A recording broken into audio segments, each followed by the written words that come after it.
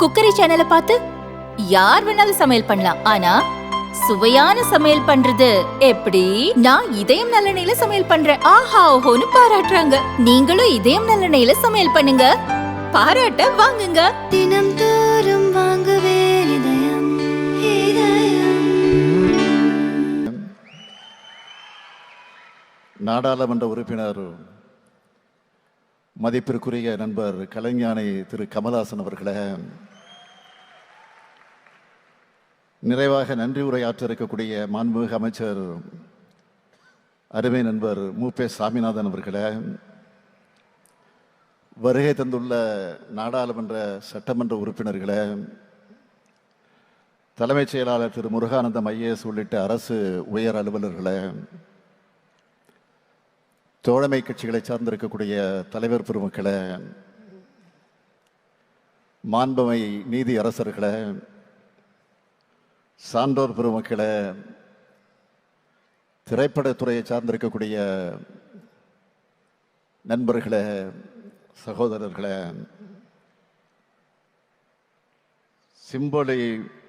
சிம்பொலி வழங்கிய இசைக்கலைஞர்களே, இசைஞானியினுடைய ரசிக பெருமக்களே, பத்திரிகை மற்றும் ஊடகத்துறையை சார்ந்திருக்கக்கூடிய நண்பர்களே,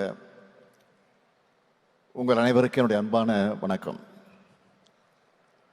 ராஜா, ராஜாதி ராஜன் இந்த ராஜா, நேற்று இல்லை நாளை இல்லை எப்பவும் நீ ராஜா.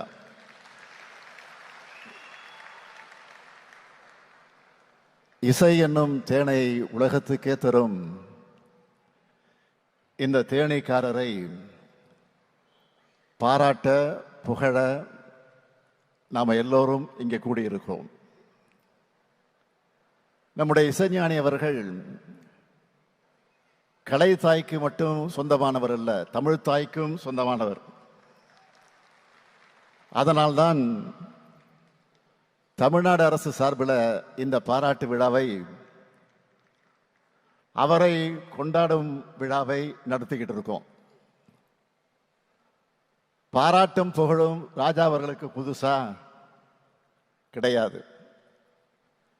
நிச்சயமா சொல்றேன், இசைஞானி அவர்களை பாராட்டுறதுல நாம தான் பெருமை அடைகிறோம். இசைஞானி இளையராஜா அவர்கள்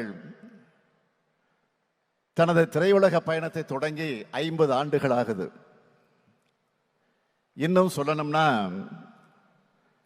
நம்முடைய இதயங்களை ஆள தொடங்கி அரை நூற்றாண்டு காலமாகுது. திரைப்பயணத்தில் பொன்விழா கண்டிருக்கக்கூடிய சிம்பொலி சிகரம் தொட்ட தோழர் தமிழர் இளையராஜா அவர்களுக்கு ஒட்டுமொத்த தமிழ்நாட்டின் சார்பில் உங்களின் ஒருவனாக இருந்து என்னுடைய வாழ்த்தை தெரிவித்துக் கொள்கிறேன். பண்ணைபுரத்திலிருந்து புறப்பட்டு இந்த மனிதர் திறமையும் உழைப்பும் இருந்தா எப்பேற்பட்ட உயரங்களையும் அடையலாம்னு எல்லா மனிதர்களுக்கும் எடுத்துக்காட்டா திகழ்ந்து கொண்டிருக்கிறார். இந்த அரை நூற்றாண்டு காலத்தில் ராஜாவோட பாடல்களை முணுமுணுக்காத உதடுகளே தமிழ்நாட்டில் இருக்க முடியாது. ராஜாவோட பாடல்களை மனதில் ஏற்றி தங்களுடைய இன்ப துன்பங்களை பொருத்தி பார்க்காத மனிதர்களே இருக்க முடியாது. இளையராஜா அவர்களின் இசை தாயாக தாலாட்டுகிறது, காதலின் உணர்வுகளை போற்றுகிறது, வெற்றி பயணத்துக்கு ஊக்கமளிக்கிறது, வழிகளை ஆற்றுகிறது.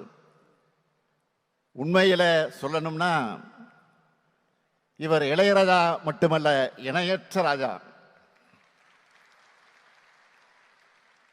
ஒரு ராஜா இருந்தா அவருக்குன்னு நாடு இருக்கும், மக்கள் இருப்பாங்க, எல்லைகள் இருக்கும்.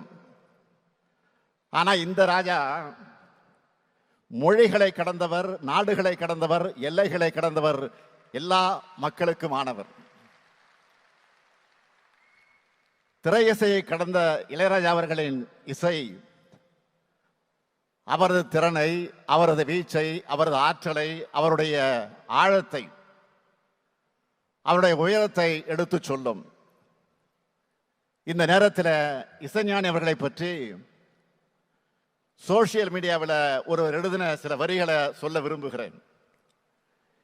இளையராஜா மட்டும் இசையமைத்திருந்தால் திருக்குறளும் நற்றிணையும் புறநானூறும் குறுந்தொகையும் ஐங்குறுநூறும் 18 பரிபாடலும் சிலப்பதிகாரமும் எங்களுக்கு மனப்பாடம் ஆகியிருக்கும் என்று எழுதியிருந்தார். இசைஞானி அவர்களே, நானும் இதையேதான் தமிழ் ஆர்வலரா உங்களிடம் கோரிக்கை வைக்கிறேன். சங்க தமிழுக்கு, தமிழ் இலக்கியங்களுக்கு நீங்கள் இசையமைச்சு சில ஆல்பங்கள் வெளியிடணும். எப்போதும் முதலமைச்சர் கோரிக்கை வைப்பாங்க. ஆனா முதலமைச்சராக வந்து தமிழ்நாட்டு மக்களின் சார்பில், தமிழர்களின் சார்பில் நான் உங்களுக்கு கோரிக்கை வைக்கிறேன்.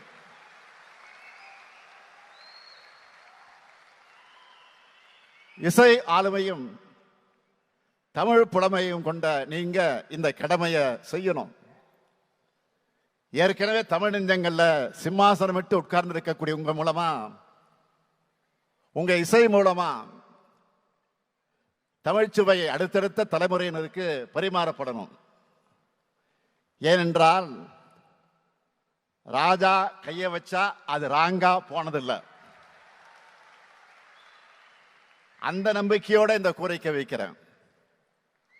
இசையால் நம் நெஞ்சங்களை ஆளும் இளையராஜா அவர்களுக்கு எத்தனையோ புகழ் மகுடங்கள், பாராட்டு மாலைகள், பத்மபூஷன், பத்ம விபூஷன் போன்ற பட்டங்கள் இருந்தாலும் அவருக்கென, அவருடைய ஆற்றலுக்கென பொருந்தி அவருடைய என்றைக்கும் பயணிக்கிற பட்டம்தான் முத்தமிழறிஞர் கலைஞர் அவர்களால் வழங்கிய இசைஞானி பட்டம். அது பட்டமா இல்ல பெயராவே நிலைச்சிடுச்சு.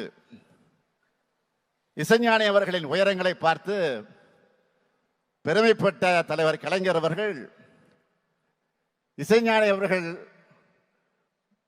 வழங்கின மரியாதை யாருக்கும் தராத மரியாதை. வரலாற்றில் எத்தனையோ மாமனிதர்கள் ஒரே பிறந்த நாளை கொண்டாடக்கூடியவங்களாக இருப்பாங்க. ஆனா யாரும் இன்னொருத்தருக்காக தன்னுடைய பிறந்த நாளை மாத்திட்டது கிடையாது. ஆனால் இசைஞானி அவர்கள் தலைவர் கலைஞருக்காக தன்னுடைய பிறந்த நாளை ஜூன் 2ஆம் நாளாக மாத்திக்கிட்டார். அந்த வகையில் உள்ளத்திலேயும் ராஜாவாக உயர்ந்து நிற்கிறார் இசைஞானி அவர்கள்.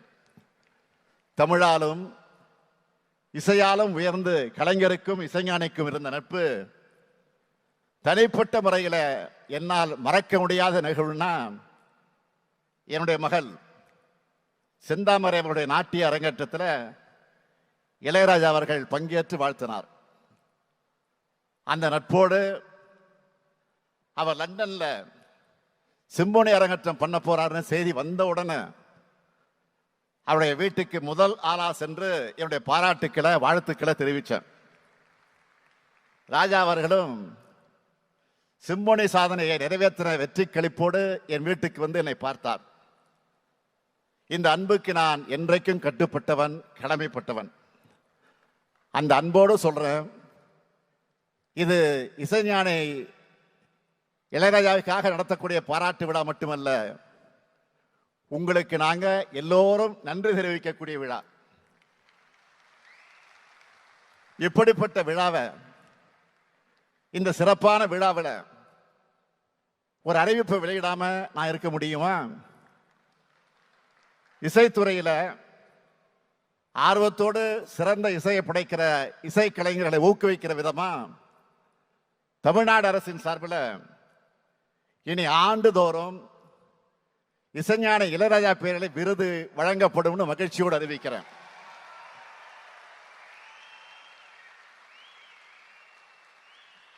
அறிவிப்பு மட்டுமல்ல,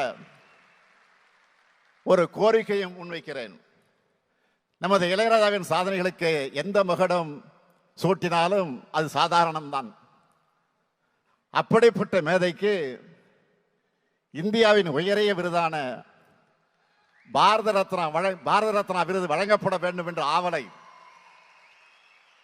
இந்த மேடையில் நின்று உங்கள் அனைவரின் சார்பில் தமிழ்நாட்டு மக்கள் மட்டுமல்ல உலகெங்கும் இருக்கக்கூடிய ராஜாவுடைய ரசிகர்கள் சார்பில் இந்த விழாவிலே நான் தெரிவிக்க விரும்புகிறேன். இது நிச்சயம் நிறைவேறும் என்று நான் நம்புகிறேன்.